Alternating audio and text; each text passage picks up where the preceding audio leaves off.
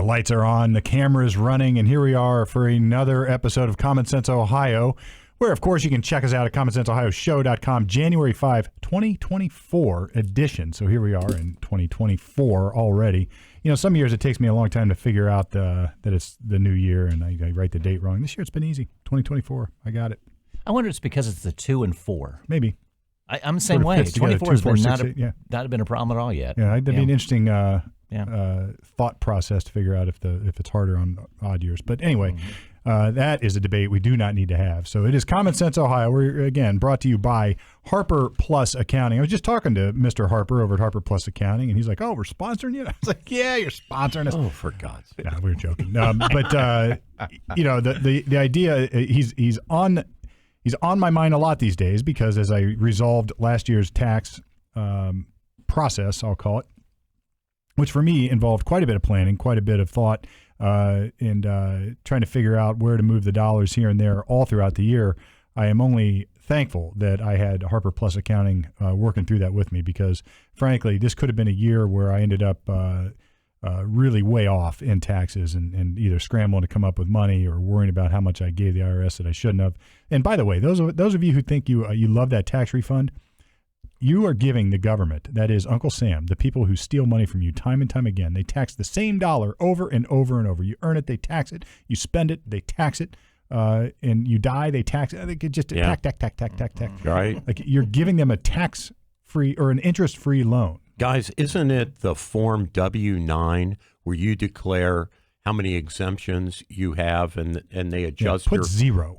Yeah, because, guys, if you are getting a gigantic refund in April, or May or whenever it lands on your account, that is communicating to you that you have too many exemptions. And so they're withholding way too much out of your paycheck. Yeah. The better way to do it, other than like figuring it out by how much you get back, would be to call Harper Plus Accounting and have them work it through for you. Right. That way, last year, if you're getting this year, if you get a big refund, then you got to pick up the phone and dial. This year, if you owe a bunch of money, you got to pick up the phone and dial Harper Plus Accounting. My accountant could be yours. Unless the only situation I could think of is if you are a spendthrift and if you got a bigger paycheck, you would just blow that money. A forced savings plan. Yeah. Yeah, right. But you know what, But that's stupid. What you do in today's day and age, all you need to do is automate it. If we have bank accounts here for the show, and we talked about this, so we automate it. If I need to save whatever I make in a week, right, I automate it. I transfer it over to a savings account that I don't even look at until it's time to meet with Harper Plus Accounting and figure out how much I have to pay. Because now there are exceptions that Glenn and his guys can walk you through, because if you made a certain amount last year, you got to do the same amount of withholding this year. So running a business a little bit tweaked, but just W-2 income, you should never give it should always be close to nothing. That's right. Close to nothing. Ideally. Yeah. And the thing is, you were mentioning automating savings. So there are some, retirement instruments like IRAs and SEPs and KEOs and whatever. They got all these goofy plans, right? And there's always a huge penalty for early withdrawal, right? Like it's a really 15% plus onerous. Yeah. Yes. Yeah. So if you put it in those kinds of accounts, it will sort of militate against you ever withdrawing from those. Yeah. Because you'll look at that and say, oh, I get this big pot of money for retirement. We want to go to Disneyland or some horrible place like Disneyland and, spend $30,000 on a family vacation. So we'll just take it out of the retirement. Yeah, foolish. But when you look at that, what you're really going to, how you're going to get hammered, it helps you decide not to do that. Well, it does. There's an extra 15% penalty if you're going to withdraw your money early. I think that's what it is. But you know what people really see? They see how much they're paying in tax. Yeah. Because when that money goes in tax-free. So if you got a regular W-2 job and you're funding your retirement, and then when you go to take that out and you say, all right, I'm going to just take $30,000 out, and you only get like 18. Yes, right. Because you got to pay regular tax on it plus the 15%. Well, you get 18, then the 15% penalty. There you go. Right. You're like, so now like, wait a minute, $12,000? What's that for? Yeah, that's the tax that you never see. Right. So we all see it as business owners. But anyway, right. Common Sense Ohio, brought to you by Harper Plus Accounting. It is time for the World War II fact of the day. This day in history in 1942. This is an interesting topic for me. There's not always like a big battle or Patton doing something heroic or something fascinating that occurred. But when you dig into the trenches of it, no pun intended, it is World War II, but trench is good enough. Foxhole of it, rather. You start to, it opens up other doors of study. And this one did that for me, and not that I didn't know about it, Norm, I'm sure you've got plenty to say. January 5th, 1942. Is this the 5th? Yes. Yeah, January 5th, 42. All right. All Japanese American Selective Service registrants are reclassified as enemy aliens. That's IV-C. So then this creates what we know now as sort of the internment camps or the relocation camps. And, I did a little bit of studying on this, and most people are sort of aware of this, but there's a lot of thought there to be had. We, as a practical matter in history, since the 30s, I guess, the FBI and some other government organizations were actually studying or investigating certain Japanese citizens and or resident aliens, I guess, for lack of a better way to put it, for whether they were involved in subversive activities. And there was about 3,000 or so they identified, and they were being watched. And I'll give the government that. They could have been wrong, what, about 10% wrong, or who knows? But they at least had some target, some standard, some means to say, all right, these people are communicating too much with the homeland, or they're on a watch list. They're basically on a watch list because of something they had done or said or been involved in. Right. Maybe a group they joined. Right. But after Pearl Harbor and after we took some early losses in the Pacific. If you study the history, we haven't gotten really there on the show yet, but we got our asses kicked. Oh, yeah. We didn't have a Navy because they decimated a lot of it. I mean, just go down the list. The Philippines, Midway, just on and on and on. Early on, before Midway turned it around. They took real estate left and right. And in the course of those, or in response to those losses, the American public was pissed. Yeah. And it raised the ire against just Japanese people, citizens, even Americans, because they were, third generation Americans at that point, but they looked different. It didn't help that at Pearl Harbor, one of the Japanese intelligence successes was a Japanese American who was taking photographs and logging battleships and carriers in and out of the harbor and drew up detailed plans or maps for the attacks. And, that didn't help things, right? Because it was a Japanese American citizen in Hawaii, which was not a state yet. It was a territory of the United States at that time. World War II, we had 48 states. Alaska wasn't a state either. And, I guess if I knew that, I had never really thought about it. Yeah, so that brought out, I'm sure, and the fact that it was a sneak attack, right? That brought out this terrible characterization of Asians in general, that they were sneaky, that they were derivative of technology, that they were not smart enough to invent things, but copycatted Western and mimicked Western conventions and technology. So there was a terrible racial hatred of the Japanese. And they look different in the melting pot. So you could be Italian and, you sort of look like everybody else on some level. I mean, the Germans were doing things just as horrible. Worse. And I would imagine we had more trouble with the German spies than we did Japanese spies. And where were the German concentration camps in America? Or the Italians. Right. Exactly. It just happened to be we suffered the sneak attack, so to speak, and they looked different, so it was easy to identify them. Right. Well, we relocated thousands of Japanese families, and even some families were split up. So they took their property and away. Took their property. The real estate. They away. went to this is horrible stuff. Yeah. Right. They went to these camps. I did some reading on this. What's interesting to me, that was fascinating, is the human ability to persevere, because these families made the best of it. They not only made the best of it, like they established high schools with sports. Oh, yeah. And graduation ceremonies. And there's pictures of graduation ceremonies where you can see like the fencing in the background and the barracks in the background where these families were living. Yeah. And then we went along and we asked we gave them sort of the loyalty test. Would you are you swear allegiance to the United States? Yes. Would you would you go fight for the American army? Well, some people said no because they were pissed. Yeah. So like some of these kids, like of course it's going to be like the teens or the 18-year-olds saying, go screw yourself. I'm in jail here and you want me to go fight? So they say they got no's on those answers. So then they got separated. It got even worse. So anyway, it's interesting history, the fact that the Japanese families persevered, and the fact today that we're not talking about it. Yet we're talking about other atrocities. Mm-hmm. You know, you have to sort of, I don't have the magic answer as to why that is, but you would have to think why. You know, like what, why not focus on what we did to the Japanese as much as we're focusing on what we did to all these other nationalities. And by we, I mean the bad things that you might Western not, society has done. You might not remember, Steve, but because so many of those that were in the internment camps were still alive during the Reagan administration, there was a pittance paid of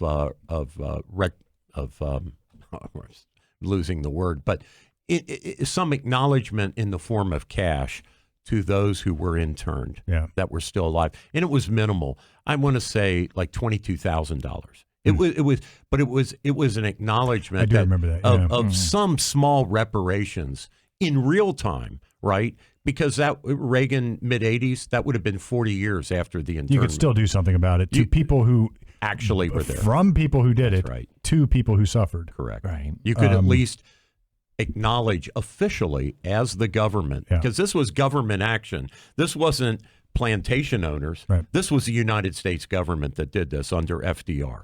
So, and then but in recent years, we've had this sort of backlash against Asians, you know, and remember there was all this crime about 3 years ago just happening against Asians. And, you know, they, I guess the point is lots of us, meaning lots of nationalities, have suffered. I think we mentioned this in one other show. So a bunch of those young men in those internment camps ended up enlisting in the U.S. Armed Forces. And the most decorated Army unit in World War II history was the 442nd Regimental Combat Team, which was the Nisei, which was an all-Japanese unit with officers who were Caucasian. And there's a great movie called Go for Broke with Van Johnson in it, as a racist white officer given charge of these Japanese, privates, and their heroism. There were 2 or 3 medals of honor. We had a couple of senators, like Senator Daniel Inouye, who was in that unit, and where they earned their combat stripes was in the Italian theater, which was that. I mean, and like their casualty rates were like 80%. Man, it's crazy. I mean, we hamburgerized, the Germans hamburgerized these units, and yet they achieved their goals.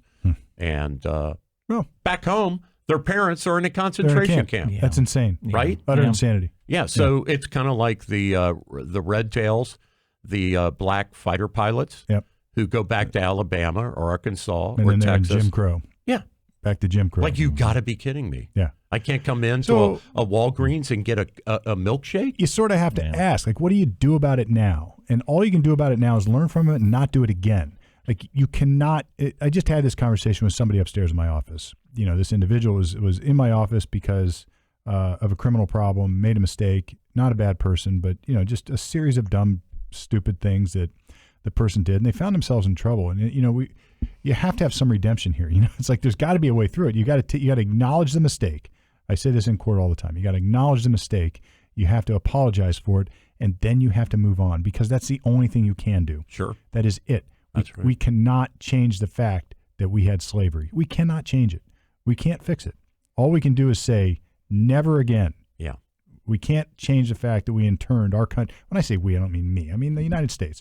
That we or any other civilizations. Like, you can't change that stuff. Right. And we shouldn't try to paper over it or take away of course not. the monuments and, you know, pro or con, but the monuments especially that represent the healing process, like that monument they just took down in Arlington Cemetery, which was it wasn't designed to. Yeah, it was just designed as reunification. Exactly. Yes. Yeah. And why would Woodrow Wilson, the progressive, go there and inaugurate that monument if he didn't think, and other intellectuals at the time didn't think, that this was basically a unification kind of monument, saying, we have to move on, as you said, Steve. Like brother fought against brother, sometimes within the same family. Right. And what was it, 400,000, 500,000 casualties in the Civil War?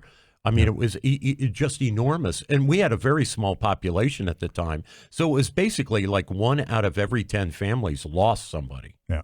I mean, so, yeah, you can't change history, but neither should you forget it. You can't forget it. You can't change it. You have to acknowledge it. You have to study it. And you can keep studying it forever, but you have to move on. You cannot learn the lessons from it. You can't dwell on this and say, we're horrible, we're horrible, we're horrible. Yeah. This country's awful, awful, awful. You have to say, maybe this country's awesome because we fixed it. Right. Or at least we're working towards fixing it. Well, in the continued conversation about reparations, ultimately that reparation dollar is going to be so small. It's meaningless. And I guess I look at it as well, too, is, okay, if we do reparations, then that ultimately can stop the conversation. It won't. To heal in regards to, okay, we paid you off, now shut up. Yeah, well, you wonder. So it'll have that. Well, that come with it. But you would think. But we don't want that. I'm not saying we should do that. The reparations to black people today is a massive insult to the memory of all those Union soldiers who are dead, who never had children and grandchildren and great-great-grandchildren because they died to free the slaves. Where is their effing reparation? Well, where does it end? It doesn't. Brett, your point is a good one. Like, could we say, all right, we're gonna give reparations, we're gonna make this payment, and then we can at least move on? But I don't think that's going to happen. No. I think you could give them the payment. It's here. But we shouldn't move on. We should continue to talk. We don't want it to stop. Yeah. That's what I'm saying too. You want to say, all right, forget it now and go forward. Well, some people will say that. It's like, hey, you got paid off, now shut up. As Sowell said, and other intellectuals have said, it would be payments from people who never did any wrong to people who never had any wrong done to them. Yeah, it's just because it's not in real time. It's token. Yeah. Are you kidding me? It's political. That's all this is. Right. It's and really, that whole class did not suffer. Right. Well, I mean, look, are not suffering. Not now. Not.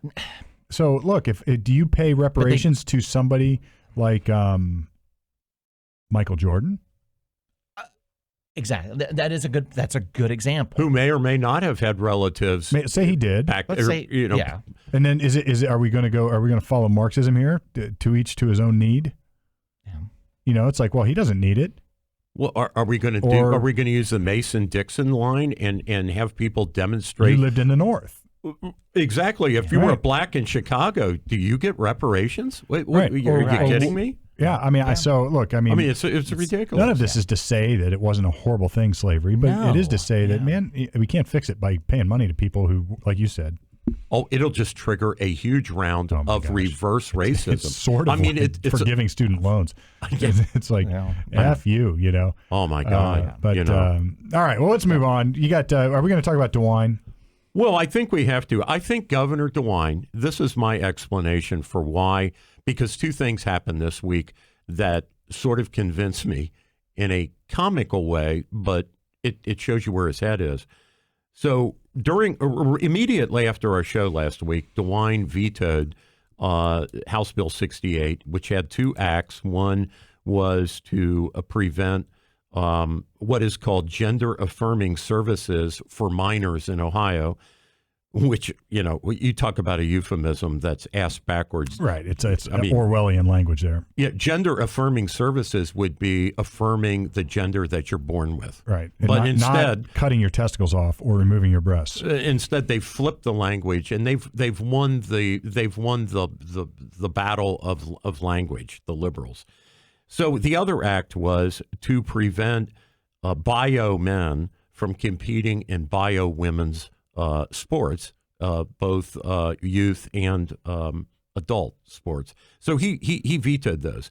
And the only thing I can think of is because that lady at Harvard, the plagiarist, with 50 examples that even the New York Times said are inexcusable, lost her job, Claudine Gay. I'm thinking maybe DeWine has it in his head that when his term is up, Harvard might consider him as president. Because this is the most insane woke decision I've ever heard of.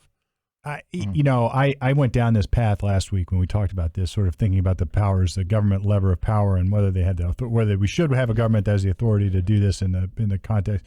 And that actually bugged me all week. Because I think I was also clear that I did not agree with surgery for kids. I mean, I think the parents are insane. I think this is utter insanity. And then I started to think about it. I think what bugged me the most about DeWine's decision here was the article that suggested it might have been motivated by a lobbyist of hospitals and healthcare officials. He got $40,000 who stand to make money as a result of doing these surgeries. Oh yeah, sure. Because they all have a practice within these children's hospitals for this conversion process. Yeah. And what's funny is they tell the conservatives that they're deprogrammers, right? This is programming. This is insane. This is programming. Right. You're going into a clinic and you're being counseled to have your gender changed.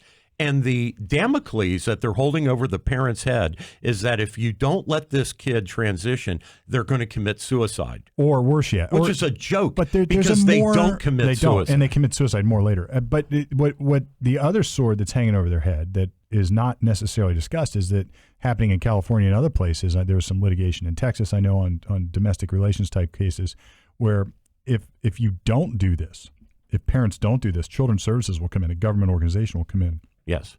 And remove the kids from the family. Right. And if you don't think this is real, it happens. I mean, look at this is, I'm not saying it's happening here in Ohio. I'm not saying it's even happening in Texas, but I'm saying you have to sort of play this out. Look at the chessboard here and see where it's going.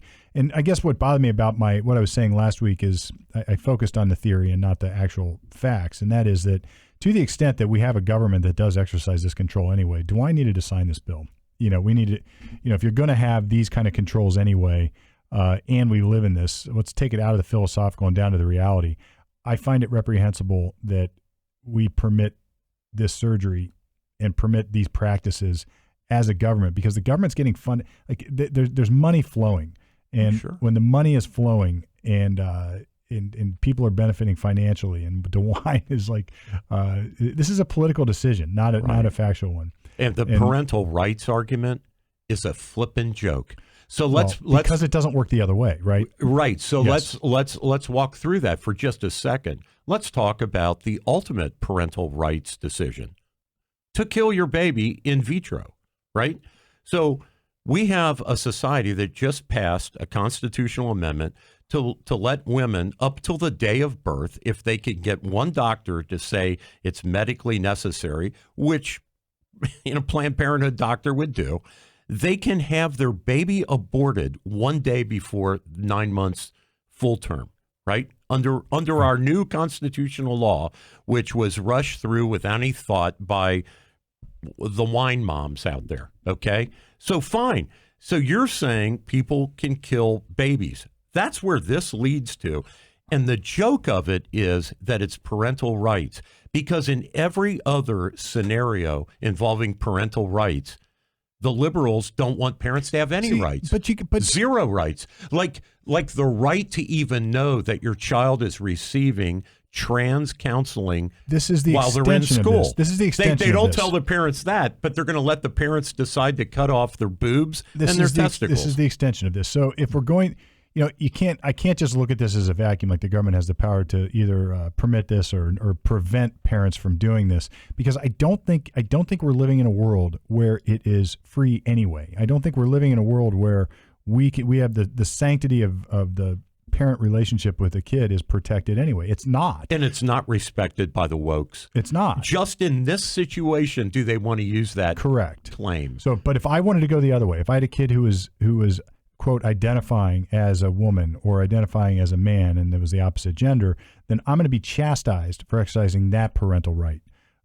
So I guess what I'm saying is, if we're going to combat this insanity, we can't just back off and not fight the fight. I think the front is here and the war is here. And to the extent that we're creating government power into the parental relationship, we've already done that, I suppose. So I'm not walking back what I was saying last week, because what I was saying last week is like, look, there's a bigger issue here that we should discuss.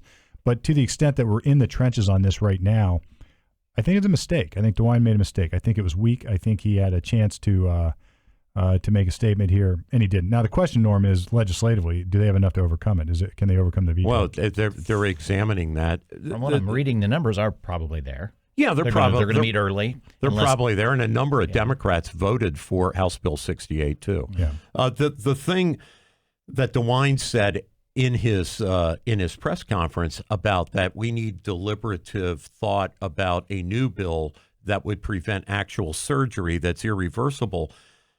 Hey, dude, when you do hormone blockers and you do puberty blockers, that's just as permanent as a surgery. Like when you hold back the growth of certain organs, it's not like, okay, take them off puberty blockers and all of a sudden you're going to like reverse 10 years worth of blocking. You're not. You can't. That child is changed just as fundamentally as if it was surgery. So DeWine said, well, we need to study this and we need to contemplate that and work through carefully with the legislature. Yet this bill, House Bill 68, took 3 years for the legislature to put together. I have a prediction. This was deliberately put together. Speaking of predictions from last week, I have a prediction. Somebody will propose a constitutional amendment allowing these surgeries to occur. Sooner or later in Ohio, we're going to see a proposed constitutional amendment that fixes this. And what just triggered that thought here, it's a great word, isn't it? What just triggered that thought here is that if there is any place where this stuff should be handled, it ought to be the legislative body, because there, as DeWine said, at least there can be a debate, an open and public debate. And there was for 3 years. And there was, right. But the point I'm going to make here is that if this law passes and debates change and the science on this or the studies on this or something somehow miraculously says that this is okay to do and it's reversible, well, at least you can change the law easily. When it becomes a constitutional amendment, and I say when, then it's going to be much harder to fix that problem because it's a constitutional amendment. Let me introduce this. So we just passed that constitutional amendment on abortion, right? And advocates of that and opponents said built into that, because it was reproductive services was the actual language in that bill. Right. So many people have argued that what you're talking about, Steve, is already in the Constitution. And House Bill 68 had it passed, and that constitutional amendment, they were on a litigation collision.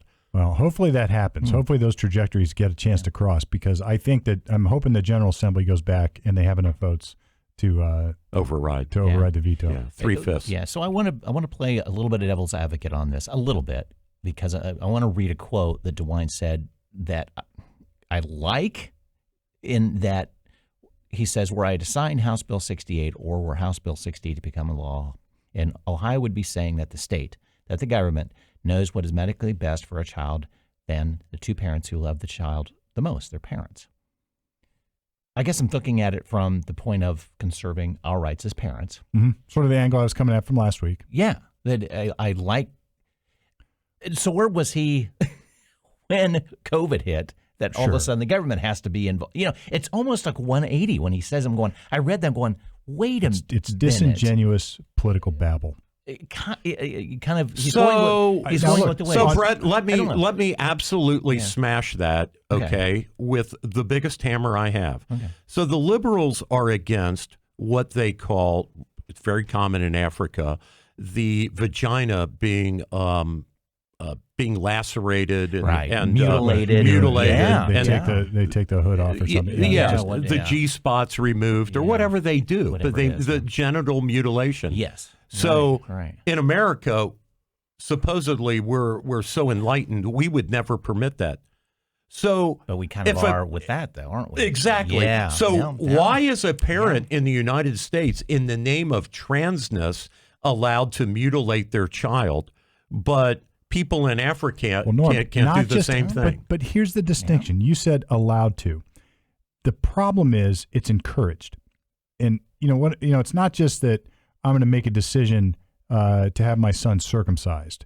That's a parental decision. This is something different. My kid goes to school, starts to identify or act like he's a girl or she's a boy, and then behind my back, these things they slowly are left to grow, and without me knowing as a parent, they're calling my kid by a female name at school, without me knowing as a parent, Right. they're telling my child not to tell parents at home what's going on. But And they're this really stuff is worried, occurring. and they're really worried about your parental rights. And they're aren't worried they, about my Steve? parental. Oh right. yeah, this they're is, real This is worried the about insanity. And just so we're clear, I'm not talking about private schools. I'm talking about public schools. So the government's in it anyway. Yeah. And so when DeWine says this, I agree with you, Brett. There is some sense to that. And that's what I was talking about last week. It's like, all right, if we're going to protect the sanctity of parenthood, we have to do it both ways. But they don't do it both ways. Right. They don't do it both ways. Parents don't have the right to do anything they damn well please to their kids. Of course they not. can't ply them with drugs. They But can't not turn a them right. into sex slaves. They can't. Sure, it's They not can't a right. They can't mutilate them. Like I want my kid to have his left arm cut off. You know, we have this line that the government is inserting into the parental relationship, and I think we can all agree that there has to be a line somewhere, or maybe we can't. I don't know, but there is a line that the government inserts and says, all right, we can accept this, but not this. We can accept circumcision, but not female mutilation. We can accept whatever it would be. You can have a certain haircut. You can pierce your kids' ears. You can get tattoos. You can do these things, but you can't do these things. Well, what church is it, Steve? There's a church. I forget the name. It's not the Mormon church. It's a different church where they don't permit blood transfusions. And the Christian Scientists. Thank you. Yeah. There have been vaccines, for instance. There have been a number of cases where a child is dying of leukemia or something, right? Mm-hmm. And a court decides, sorry, you can't just watch your kid die.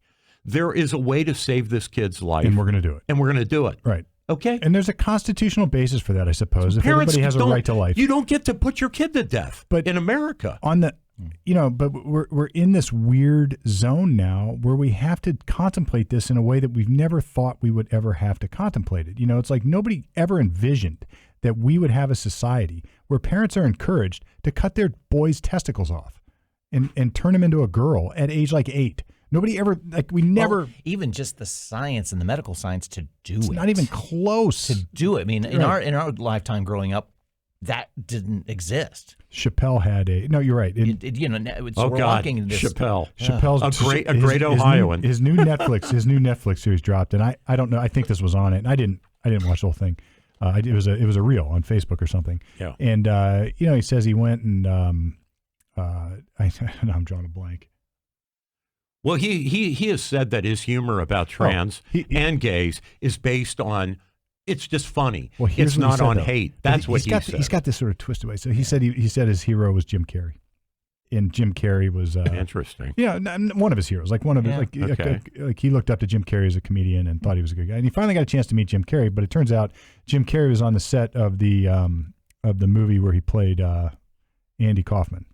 Oh, okay. Man on the Moon. Yeah. And I guess during is a great movie. During that movie, Jim Carrey basically was a method actor and went into character. He became 24/7. He became Andy Kaufman. So you couldn't talk to him. If you talk to him, you got Andy Kaufman. Right. You got the Abu Dhabi. And to his credit, if you're Andy Kaufman, you better pull it 24/7 because that's going to be a hard one to get back into. And Andy Kaufman played that, and like nobody really quite knew if he was doing it for real. If he was really. Exactly. But anyway, Carrey was playing it. So Chappelle tells this long story in his comic bit about meeting Jim Carrey there. And he's like, yeah, so I went there and I met Jim Carrey, but I had to sort of act like he was Andy Kaufman. So I couldn't call him Jim, I'd call him Andy.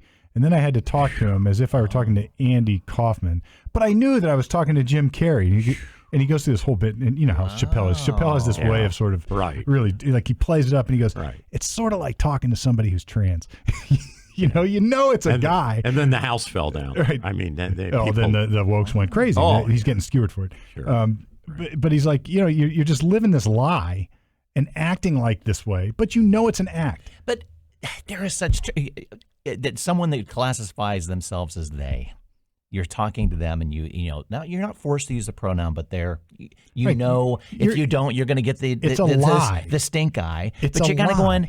No, I mean, the extreme example being, and I know there was a short time period that people that were wandering want to be called it, and it's like, and I kind of drew a line going, I'm not calling you an it because it has no soul, and you have a soul. We believe that, right? We know that you're to be living true. Being it is a table, is a chair, so it kind of goes to that point. Thank God that didn't last long. This is the existential end product of this postmodernist, these French postmodernists who deny any objective reality, and they have this moral relativism where nothing has a definition. You can just change the definition. 2 + 2 is 5. See, that's Norm. That's how it is. Sure. But we operate knowing things are true. Chappelle knew that was Jim Carrey. Right. And Jim Carrey, while he could say that he was somebody else, while he could act like he was somebody else, Chappelle knew he was Jim Carrey, and Chappelle had to go along with the lie. Yeah. And maybe for good reason. Maybe in your case, Brett, you're doing it because you're just being cordial or being. I want to have a conversation with this person. So just respecting what they want. But it's a freaking lie. So if Norm, you tell me tomorrow that you're really a female and you show up with a blonde wig and I got to start calling you her, all right, well, maybe I'll do that to make you feel better. But that's all I'm doing. I'm doing it to make you feel better. But in my soul, it's a freaking lie. And then we have to ask ourselves, one, how do we know that that's a lie? Because where does that kind of objectivism come from? Right. If we all know that's a lie, and everybody can relate to what Chappelle said. I saw you guys like, oh yeah, I get it. Like everybody knew where we were going at because we know when we're talking to a guy who says he's a girl or a girl who says she's a guy, we know they're lying. Well, and that professor down at Ohio University, right, who won his case in the Ohio Supreme Court, that he cannot be compelled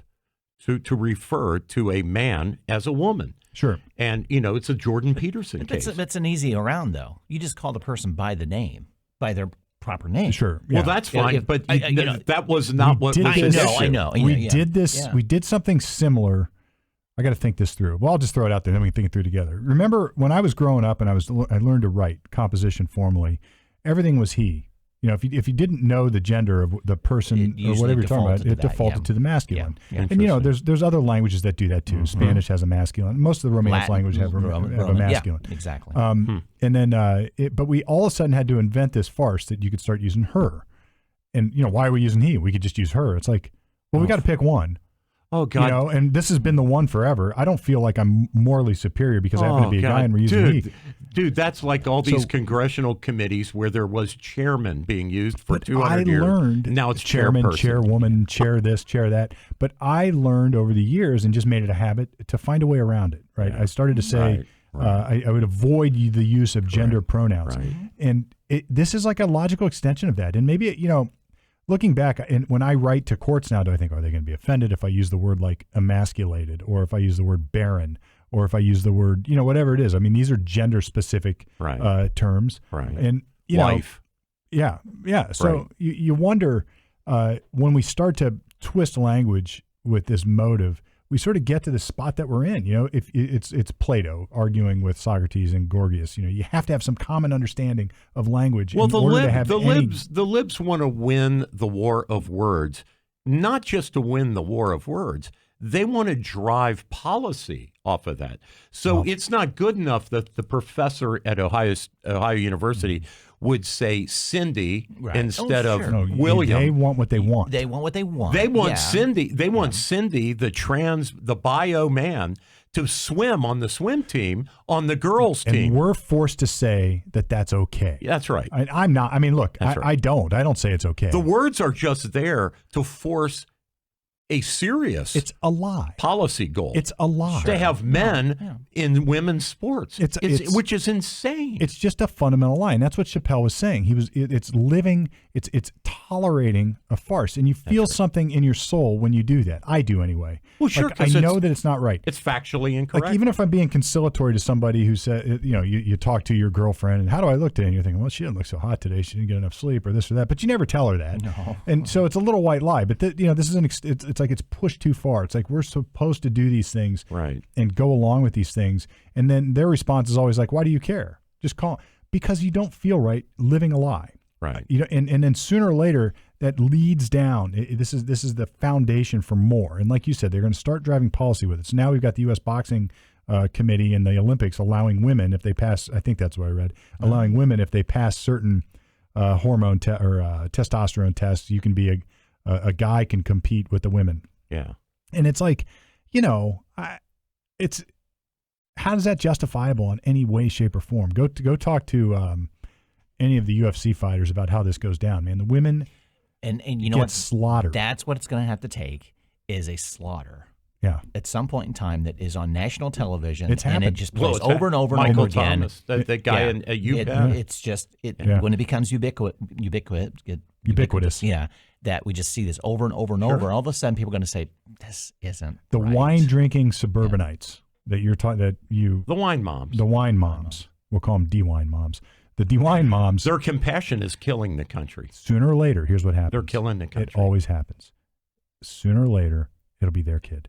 Yeah. Sooner or later, Yeah. sooner or later, their daughter's going to get slaughtered in some. The same athletic wine competition. moms, though, I think that's your point, Brett. It is, yeah. they're actually It's- bragging it's- about their tranny kids. The seeds are here to defeat itself. Like some of them, when they're comparing notes, like, oh, yeah, little Billy is transitioning now. Yeah, waving their woke flag. Right, or they're waving their woke flag. So I saw this interview last night with Shelby Steele, and I don't know if you guys know who he is. He's a famous Civil War historian and author. Yeah, a He commentator, political commentator too. Yeah, at Happens to times. be black. Yeah. Happens to be black. And they were talking about this Harvard Claudine Gay president. And he said, she is a perfect example of tokenism, that the woke liberal whites that run Harvard were so interested, right, in having a twofer, a female black, that they completely overlooked her qualifications. The goal was to make themselves feel good, to wave their virtue flag, Make themselves look good. and hire this lady Themselves look good. who has had the shortest tenure as a Harvard president of any previous Harvard president. And it's obvious they didn't do their diligence. She just fit some kind of demographic categorization that they were looking for. Sure. It was And- a racist hire. It was a racist hire. And Shelby Steele said, this is the fault of white liberals. Those are his words, not mine. I am not rephrasing what he said. He said it's white liberals who are afraid of being called racist because they won't hire on the basis of Now merit. it's racist to accuse somebody of color of plagiarism. Right? This is lunacy. Well, when she left, her resignation letter said that. Right. This is lunacy. Al So, Sharpton look, said that. Now, look, if her point is other black academics have committed similar plagiarism and they didn't get fired, well, maybe she's got a point. But firing somebody for plagiarism, Yeah. plagiarism. Yeah. Sorry. Firing someone for plagiarism, Yeah. like to me, that's obvious. Like if I'm a black academic, actually forget that. If I'm an academic And you the plagiarize. president of my university has committed egregious plagiarism, or any kind of plagiarism, frankly, Yeah. then I would think that person should be fired. Yes. Now, Right. why does that change when the color of their skin changes? It shouldn't. It shouldn't. No. It shouldn't. We should be a colorblind society. Harvard should hire on the basis of merit. And there are a ton of qualified black Who females didn't get the who job could- because this one That's did. right. Well, and it gives the wrong example that, okay, we're going to keep that person in their position even though they plagiarize. My wife's going through a ton of this plagiarism stuff, and I think it must be Well, AI endemic and of, everything else. well, a little bit of, exactly. The internet makes it There's easy to They're plagiarize. playing that, exactly. Absolutely. And also they don't, these students, I hopefully it's just a wave and it kind of calms down, but they don't understand what plagiarism is. They don't know how to credit where they get the Yeah, resources. they just cut and paste and copy everything. Right. So they said, well, wait a minute, I did this. Like, no, that still is plagiarism because you Which- didn't credit it properly. The problem is the ability to cut and paste because Yeah. it used It is. it used to be you would write out the note cards and you'd have to put quotes, and it was almost a bigger pain. Like as I did these note cards, I finally just learned to paraphrase, and on the back you put the source of your 3x5 cards. That's the old-fashioned way to do a research paper. And when you have to write it out by hand, writing an exact quote's a pain in the ass. So you learn to paraphrase, and then you don't have these problems as long as you just accredit the source. So it's like yeah. you're either the greatest researcher in the world by citing this many sources, or you're a plagiarist by citing none. It's not that you don't get dung. You don't lose points for citing the source. Now, the problem is when you steal original ideas and pass them off as your own, and that's what plagiarism is designed to protect. Right. Have your original thought, and don't pass off somebody else's as your own. Right. Ask Chappelle. Ask comedians about this. They are adamant about God, this. yeah. Oh, sure. They're adamant. yeah. Like Rogan's been in like almost fistfights with people about this. I mean, Yeah. they're adamant. People steal others' material without citing it. She So- calls it racism, and then Claudine Gay parachutes out of Harvard with a $900,000. No, she's still at Harvard. She just kept her salary. She kept her teaching position for $1 million a year. Yeah. I didn't hear. Yeah. Yeah, lunacy. So look, Lunacy. you've cheated, you've lied, and you've plagiarized, so you can't be our president. A student at Harvard would get an F. But And maybe even be expelled. Expelled. Oh, yeah. Go up in front of a board and be expelled. Yeah. It's the highest crime. Plagiarism in a college envillage, like when I came up, That's was the like highest crime. That was high crime and misdemeanor. Yeah, I mean, you get Absolutely. booted for that. Do not go past go. No, don't collect 200. You could You're get out, drunk and be a you're not jackass. Get your and you're not going to get your tuition back either. Yeah, you're No. done. You're done. You're out, You're and it's done. on Out. your record. You can't even transfer. Exactly. Like plagiarism like this was a crime of the highest order. Yep. And now she's got a $900,000 professor job teaching still. It's like they didn't do enough here. She should have been skewered, and there should have been a huge fall from grace, because then the next worthy person could get her job. Right. And I don't care what color or gender that person is. I heard somebody say they better nothing- hire a black woman. It's like, look, I don't give a flying rat's ass. Well, that's The like color Biden picking or Kamala. gender. Right. I mean, he said up front, my VP is going to be a black woman, and I'm just going to shop, in those lanes. It's like, really? Yeah. I mean, so white women, white men, black men, none of those qualify. It's got to be a black woman. Can't it be just somebody good? Jesus. Well, and if it happens to be a black woman who is the best candidate, Which is great. Fan-damn-tastic. Right. That is So, exactly what hello. we want. You could give me an Right. argument. You could give me, we were talking before about law school and how I can take both sides. Like, I could listen to an argument that says, all right, everything else being equal, we've got people with identical credentials, identical experience, identical history, and one happens to be black and one happens to be white. You can make an argument there. All right. I might not agree with you, but at least you've got something. Well, you got two qualified people. Yeah, if you got qualified people, and Flip if you a choose coin. one, Right. I don't care. but and you might say, I'm going to deem. This is what the U.S. Supreme Court said in the Bakke case. I think it was a Michigan case, Right. and said you can deem it a plus. Medical student, Yeah, applicant. You could deem it a plus. But if you're going to overlook all other qualified candidates and identify one that has a certain race and gender and ignore everybody else who's qualified, it's like that's bad ab initio from the beginning. That's horrible. the definition of racism. Yeah, Right it's there. racism. It That is racism. It is, yes. Well, switching gears, is it okay, guys? Yeah. We beat this horse. We are at war, right? We are at war right now. Our country is at war right now, and it is disturbingly not being acknowledged either by the media or by the White House. And that is the war in the Red Sea. Oh, yeah. There have been 200 attacks, around 200 attacks on U.S. military personnel. There have been around 30 attacks on shipping container ships. One of the Western countries just said they're not going to ship anymore. I forget who that was. Oh, well, British Petroleum. Was it British? British Petroleum said they're going to send their tankers around the Cape of Good Hope because Cape of Hope. But Because, I think Italy said they're not even going to run. Was it Italy? I can't remember. a bunch of them are not going to use the Suez Canal. They're not going to use the Red Sea. Right. We're letting these ragtag terrorists. So we sank 3 boats this week, right? Yeah. One of our destroyers with helicopters sank. Out of 4 boats, we sank 3 of them. These are Iranian-backed. We're at war with Iran. Yes. I mean, it's a proxy war, but it's a hot war. And after we sunk those 3 boats this week, guess what Iran did? They are sailing into the Red Sea with Iranian-flagged warships. And hey, dude, I think we got to blow it out of the water. We have to make a statement. This cannot be tolerated. It cannot be This tolerated. cannot be tolerated. But the problem is, it's already been tolerated. This is Neville Chamberlain all over again. We have let this happen, and now you're at the point where you've got a real problem on your hand. I mean, that's right. This is like you got to deal with the beast immediately. Right. You have to. This is life. Right. Right. It's like a weed's going to grow and it's going to get roots and it's going to keep growing. It's going to spread. You got to pull it right away. You cannot. And then you've got to create a new barrier that says we're not going to tolerate this kind of stuff again. Right. We had to reset the world in World War I and II as a result of this crap. Right. And now we're at it again. In the 50s, Nasser, the president of Egypt, shut down the Suez, sank a bunch of commercial ships, blocked it so that it was not navigable. And the world did not put up with that.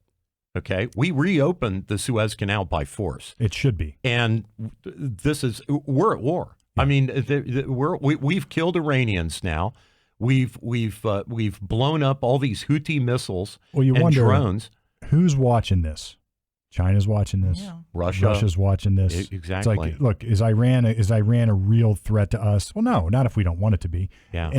But China is. Oh, yeah. And how we deal with this may impact what China does with Taiwan, or whether China is going to create its own blockade. That's right. And right now, another little hot spot is Venezuela and the UK. Venezuela is threatening to take the oil fields in another country, Guyana, next door to Venezuela, for the oil resources That they blew on their own because of their communist nonsense Exactly or right. socialist nonsense. So they That was the richest country in the world for the longest time. They've right? sent 60,000 Venezuelan troops to the border with Guyana.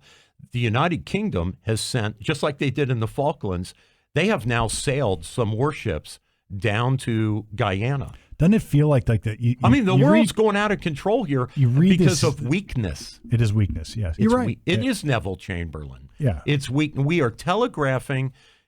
We're in a war right now, a shooting war, and the White House won't acknowledge it's a shooting war. And I think they're also taking advantage of the total disarray that's going on in our politics. Think about it. Absolutely. Well, they absolutely are. We're worried about putting it's election year. Trans people in the military. We have so many out there taking over the world. Right. We have so many balls in the air. If nothing else, because it's an election year, will Biden run? Bill, even he lived through the year. I mean, is he capable of doing the job? And then Trump, all the 91 court cases. That they know we're distracted. Exactly. So twice last month, the Biden administration bypassed Congress and gave a bunch of military assistance, dollars and equipment to Israel.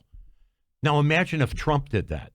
Right. But imagine if Trump bypassed the Democrat Congress and just gave war material to Israel, right? It would be all over the papers. But Biden does it, and it's like it's not even a fact. It's like not even reported. This is. I'm trying to formulate some parallels here. It's like we've almost like we've got our own version of American isolationism going on right now. It's like we're not getting involved, but we're not getting involved because we want to protect our country and be our own. We're not getting involved because we're just scatterbrained, like you said, Brett, and weak right now. Yeah. And or it's politically incorrect to do it somehow. And then you have to wonder what's guiding because I don't believe an idealism is going to stop us from getting involved in solving these conflicts. Is money. It's like we don't want to piss off China, and we don't want to piss off Iran, we don't want to piss off these people. It's money, power, and ego. Yeah. And it's really just weak. Well, on October 7th, when Hamas killed 1,200 people and raped, and created mayhem, generally speaking, throughout several Israel. of those people were Americans, right? Our military is being attacked. They're Americans, and we are so feckless as a country now that we will not even belly up to the table and say, "Hey, MFers, Hamas."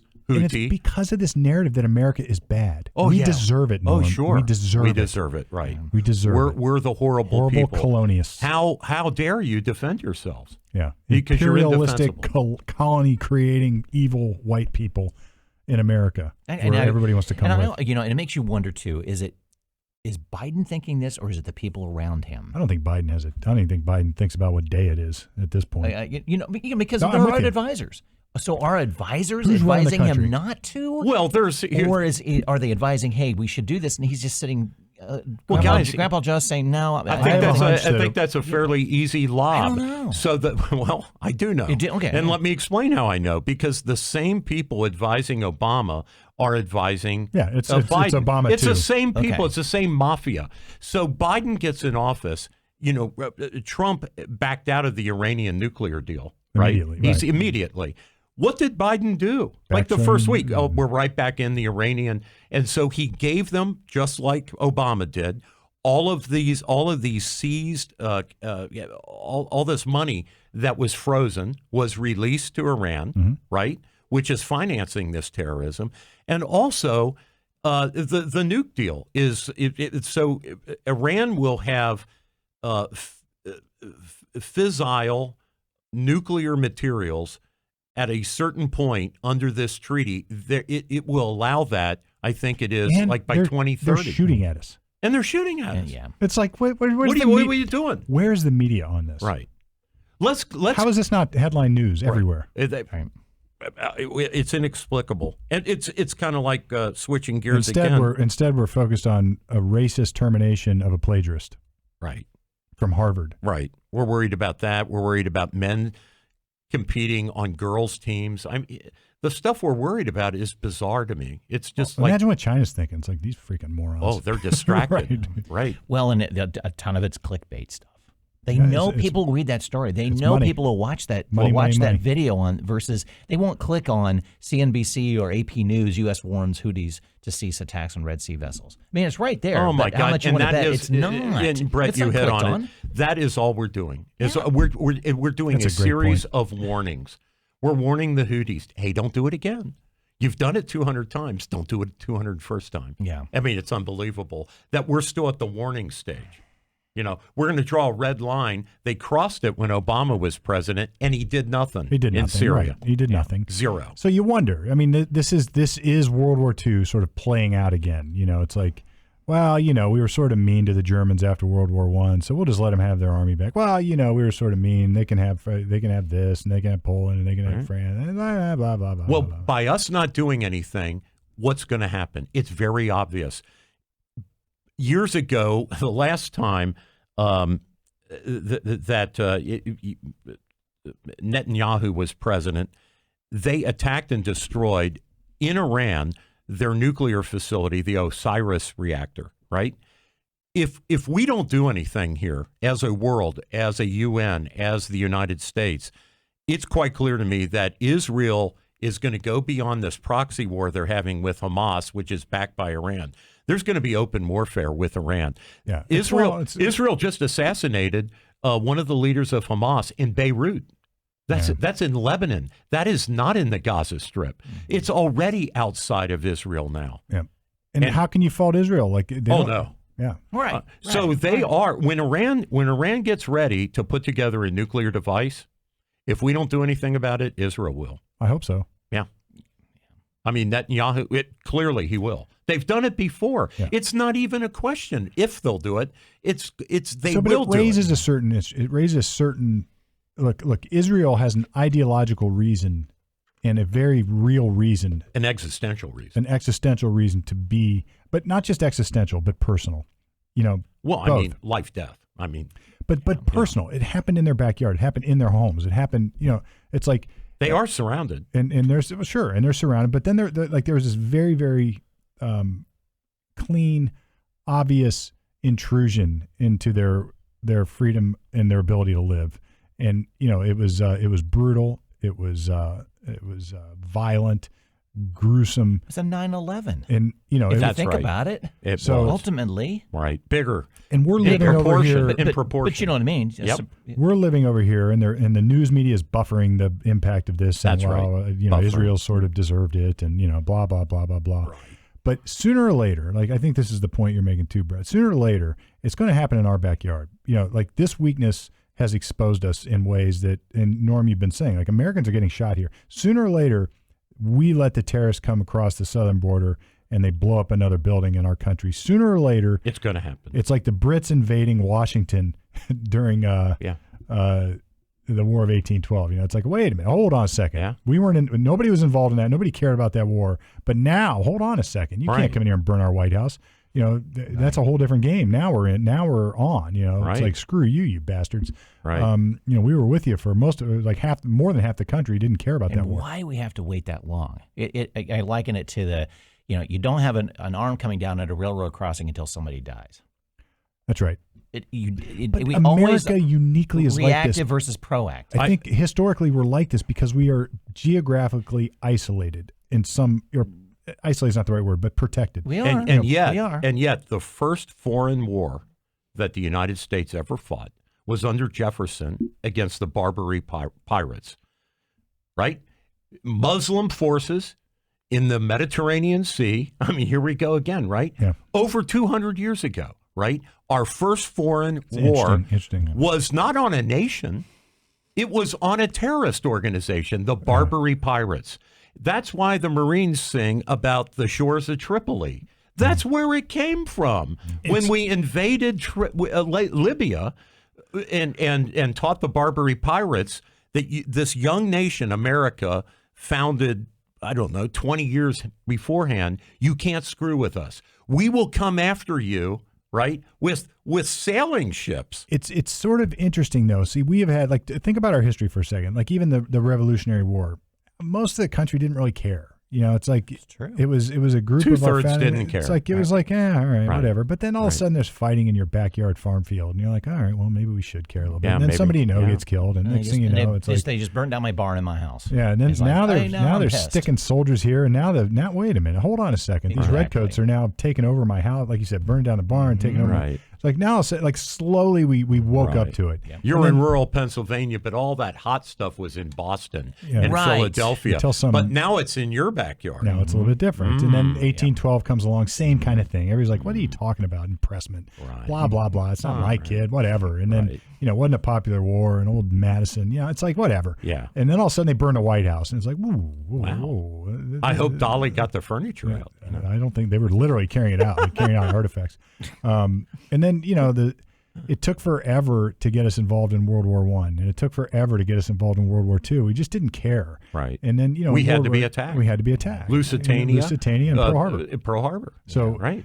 There's something about the American spirit. I've had this conversation with others before. That, they bombed the Twin Towers under Clinton. We didn't declare war then. We waited for them to bomb the World Trade Center a second time. Somewhat unsuccessfully. They didn't take it down. They didn't take it down. But so we said, they didn't take it down. Yeah, and we're bad. So anyway. we'll prosecute the blind sheikh, put him in prison, and then let's move on. So you wonder, it's like, but then here's what I'm hoping we have not lost. Here's the point of my little makeshift history lesson. I always felt like there's an underlying American, I don't know what the right word is. Reluctance? No, ability or ingenuity or our ability to say enough's enough. Now you've poked the bear one too many times. Yeah. And now all the farm boys come out of Iowa, and they come out of Illinois, and they come out of Ohio, and they come out of the people come out of the South, and you get all these people that come out now and say, "All right, I didn't want to get involved, but you mother effer, now you got me." Well, you sound like Admiral Yamamoto, who said, after Pearl Harbor, I'm afraid all we've done is awakened a sleeping giant. It's what happened in World War I. Yeah. And all of a sudden the doughboys are over there fighting. Right. And it's what happened in World War II. Yeah. It's what happened in 1812. Although 1812 is not a great example because we really lost that war. But it's like, it's what happened historically. It's what Americans do. We stay asleep. We don't want to get involved. We don't want to get involved. We don't want to get involved.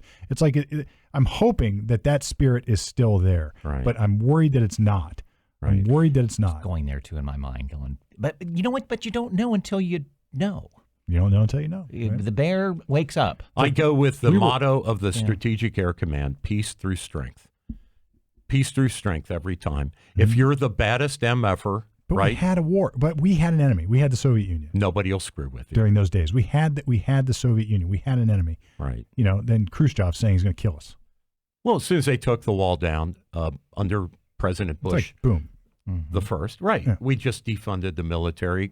Carter did Don't that. Need it anymore. Clinton did it. Obama did it, And then it takes a president who never got us into any wars, to his credit, Trump, to build the military back up. Reagan built the military back up, and Grenada was a picnic, and getting Noriega was a picnic because we had restored the military. Yeah. But and we didn't have the existential threat that we have is China, and I don't think that's as focused as we think it is. I mean, as people aren't as focused on it as they should be. Is right, what I'm trying to say. 100%. And that is such a strange relationship anyway. That China needs us and we need China. Yeah, it's very symbiotic. It's such a weird situation. We didn't have that with Germany. People we didn't have that with do Russia. not buy your stuff from Temu or Alibaba. We you really are don't funding need China. our enemy. That's what's interesting about this. We really don't. But it's cheaper. It's convenient, and the politicians are all making tons of money. Large corporations are driving that because Apple is ingrained in China, and they're kind of screwed themselves. Walmart, General Motors. Yeah. It's a huge list of people who are invested. Boeing builds 737s in China now. I mean, it's ridiculous what's going on. So it's very, and that's part of the reason, even though it's Japanese ownership, that when U.S. Steel is being bought, that you see, J.D. Vance and other people concerned about the national security implications of shifting ownership of steel to a foreign country. Well, and our farmland is now owned. I mean, China owns a ton of our farmland. It's just Bill Gates, which is China. Right. China. Or simpatico. Right. We better move along. Well, one of the other things which I think feeds into some of the insecurity about our defense is highlighted by last month and the current impeachment investigation into Secretary Mayorkas' Department of Homeland Security. 300,000, a new record in the history of this country. 300,000 illegals came in December alone. One of the days, mind-boggling. I can't get my head around it. In one day, the record-setting day was 13,000 in one day. What day was it? I'm curious. It was middle of December, during a warm spell, but 300,000 in December alone. And Mayorkas was on a Brett Baer show last night, and he would not. There's lies. He would not discuss any statistics or data. He said, "I know the data," and Brett Baer would say, "Well, would you confirm under the Biden administration?" Is it 3 million, 6 million, 12 million? How many illegals? Lies. And they say it's not happening. Well, he said, well, it's a very large number, and we're operating within the system. We're assigning notices to appear 8 years from now. So somebody crosses the Rio Grande today. They get processed by Customs and Border Patrol. They get a notice to appear in an immigration court in 2032. Those are the dates that are now being put on those notices. Right. I'd rather pay for It's Tuesday. 8 years I'd from rather now. pay Tuesday for a hamburger today. Right. So eight years for the putative terrorist or drug dealer or human trafficker to operate during that 8 years unfettered, right? Well, just burdening down the system. So now we're taking train loads and bus loads up to these, quote, sanctuary cities. And I saw Ocasio-Cortez saying, well, this is such human rights violations to take them. It's like, where do they think these people are going to go? And then everybody ignores what Texas is dealing with or Arizona is dealing with. I mean, this isn't insightful at all because it's so obvious. You want a statistic? So statistically, the illegals that are in places like Chicago and New York, only about 12% of those are bused by Abbott. The vast majority are being transported by Customs and Border Patrol under the direct orders of Mayorkas. They're transporting people. So you wonder why. It's like, what's the, like, look, to flip states to blue and to make them bluer. I mean, that's the only explanation. Like, what's the agenda? Yeah. Like, at some point, there has to be an agenda. It doesn't make any sense to open up the borders and just let whoever wants to come in. So Gavin Newsom, just this past week, has said 700,000 illegals in California will get free state health care.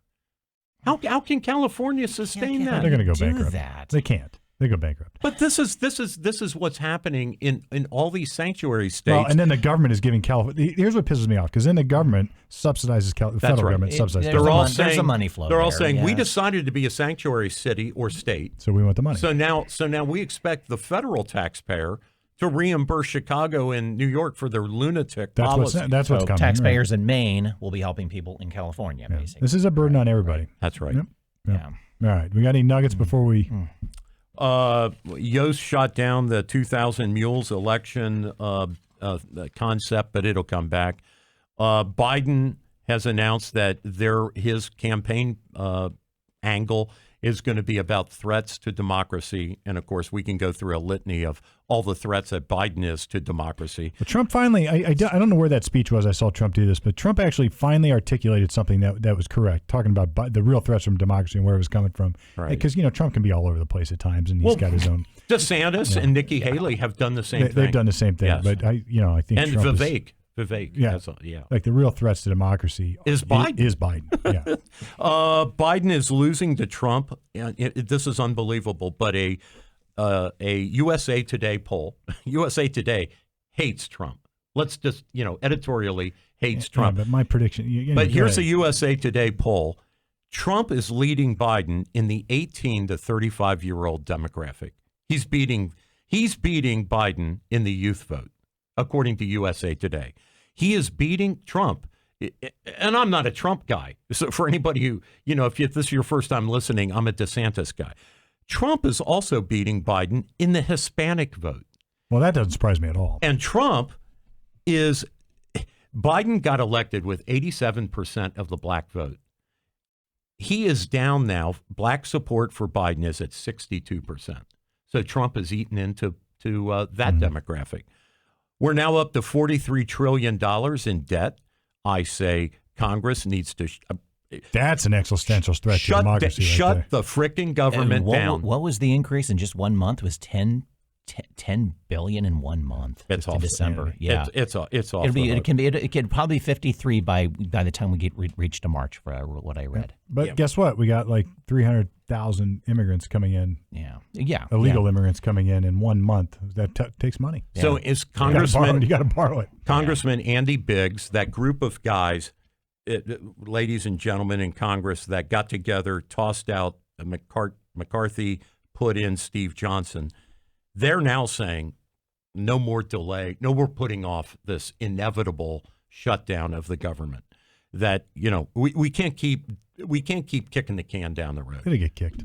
At some point there has to be. They don't have the votes to stop it, and yes, You're correct. They don't have the vote, so it's all just a political show. Yeah. Let's have the fight though.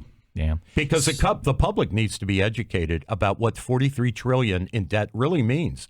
It's the collapse of the U.S. dollar. It does. Even smart people I've talked to say, debt, Schmidt. We've heard about debt forever. And I'm like, you're Keynesians. And you know what this is? Even in your personal life, even our personal lives, people are accepting debt at an alarming rate that we never, our parents never would have done. I never, you had a mortgage and it was your ambition to pay it off. Not keep it. Now they're 40-year mortgages. Now you have a mortgage. 10-year mortgages are good things. It's to your advantage to have one. Yeah, and car loans, like $1,000 a month car loans on a $50,000-$60,000 car for 8 years. Like they were used to be 3, and then it was 5. Now it's 72 months, and now it's insane. Yeah. Well, January we got we did put mark on your calendar. Iowa caucus on the 15th. Oh yeah. And primary in New Hampshire on the 23rd. Yep. So Nikki Haley has, and DeSantis have made a little ground. But they're still so far behind Trump. It's Trump. I'll tell you, they could make up some ground if they just would be on our podcast. Yes, they would. If they really want to influence the world. We have invited the round table. Long form. But he's dropping out. Talk about what you want to talk about. Long form. Right. Mm-hmm. Come on, we'll crank up a mic. Right. Come on. We got an extra one. We've had U.S. Senate candidates here. Yeah. Take advantage of on this. multiple occasions. Yeah. So door's always open. Or if you, the listener, we'll find a spot. We'll find a a spot in the back of the building for you to park. In fact, I'll give you a pass. You can have mine. Maybe when Vivek drops out because he's cutting his ads in Iowa, which pretty much tells you he's dropping out at some point. Yeah. I don't think he's going to be in the debate. I think it's just going to be DeSantis and Nikki Haley, the big debate in Iowa. Yeah. I think Vivek doesn't qualify. Chris Christie doesn't qualify. So it's just the two of them. And Trump is going to pass. Yeah. And your prediction, I think, is right, Brett. There won't even be a debate between Trump and Biden. I don't think so. No. I think you're right. And if it does happen, it's a joke. It'll be a joke. It's not a debate. I'd rather see town halls. If I were ever tempted to buy advertising for Common Sense Ohio in any TV show, including the Super Bowl, I would choose the debate between Trump and Biden because everybody will watch that. Right. I mean, not to decide the issues, but just to see it. It's a train wreck. It's a train wreck. Right. Like I want to see. Well, like the Trump and Hillary debates. They're awesome. They were incredible. You can go rewatch those. They're hilarious. They're hilarious. Yeah. Frankly, Hillary, if it was up to me, you would be in prison. That's what you want. That's what you want to hear from a debate. It was hilarious. It's a farce. It's like God. It's like Monty Python stuff. Yes. But popcorn. All right. Well, let's wrap it up. Another episode of Common Sense Ohio, the January 5, 2024 episode to be precise. Again, brought to you by Harper Plus Accounting, that time of year where you're thinking taxes are over, but if you run a business, they're just around the corner in March. Trust me, you need Harper Plus Accounting. I use them. Brett uses them. You can use them too.